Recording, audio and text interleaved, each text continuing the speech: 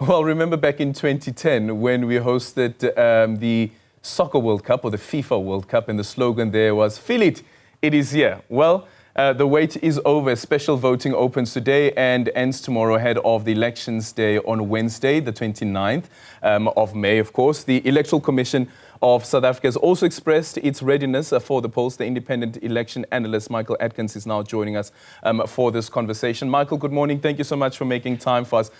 Just a quick assessment of the work that has been done by the IEC leading up to these elections. Sometimes when we speak about the elections, we speak about the day of the elections, but the election season starts way before then, leading up to the election day. What's your assessment around the work that has been done by the IEC? And do you think that the IEC has been able to uphold the credibility that is sought by voters?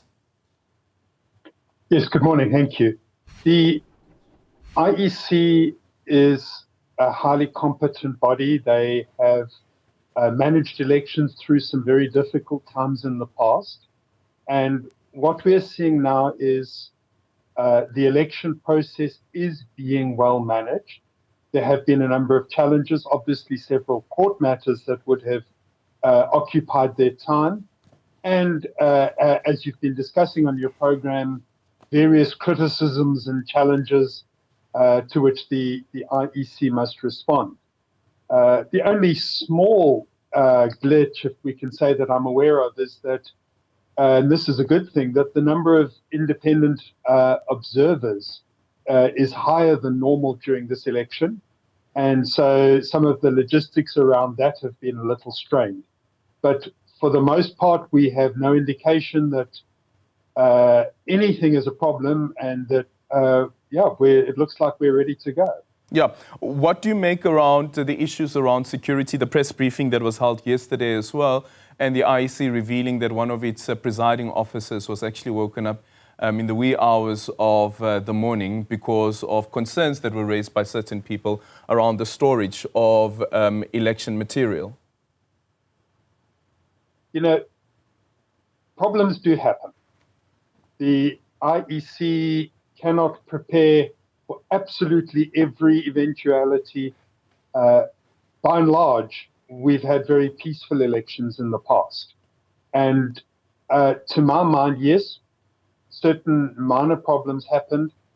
What we see is that these have been responded to, and there is no indication that as we enter into special voting today, that anything has been compromised, any preparation has been upset or disturbed. So it's a good, if there are lessons to be learned, well, fair enough, they can pick up and move on. So at this stage, I don't see a great deal to be concerned about, although obviously there is talk on social media and some people seem to be trying to make something of this. Mm-hmm, mm-hmm. But the importance of that as well, because the perception around the credibility of the IEC is quite important, even when it comes to political parties. And we're discussing earlier on the incident that happened in Hammersdale with the MK party accusing the IEC of vote rigging. Of course, the IEC has come out to allay fears and actually explain that this is part of their logistics. This is part of preparation for the elections. But interestingly for me as well was seeing that X from Umkhuleko Hlengwa, who is a member of parliament from the IFP, and is quite a senior person in parliament as well, considering that he was chairing SCOPA. What's the role then of political parties during this particular period as well? Obviously, political parties must be responsible. I don't see a problem if somebody raises a question. Mm-hmm. If you say, what's going on here? Sure, some followers, it might be viewed as a little irresponsible. Some followers might then run with that this is a problem. But logically speaking, there isn't a problem with raising a reasonable question. It is when one looks at footage or photographs and immediately leaps to pointing particular fingers and making explicit claims without the whole story being known. And what's really important is, in this case, the IEC came out and communicated. Yeah. And that communication and that response is obviously a critical part in maintaining trust. Okay, and let's go to what's happening today and tomorrow with the special votes. Around 1.6 million people that applied to cast their special votes today as well as tomorrow. What are some of the things that you believe that the electorate should be taking into consideration during day one as well as day two? Of course, the elections this time around very different in that we have 3 ballots, and we're also discussing now Section 24A, which I guess becomes more relative when we deal with the May 29 polls. Yes, you're correct.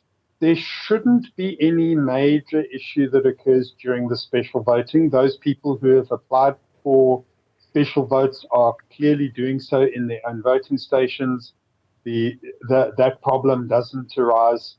The numbers are quite a lot higher than in the past, but that won't put any strain on the process as compared to election day itself. Yes, there may be a few queues in some areas at some times, but there wouldn't seem to be any major problem to worry about. For all of us, we need to just take note, obviously, of the extra ballot.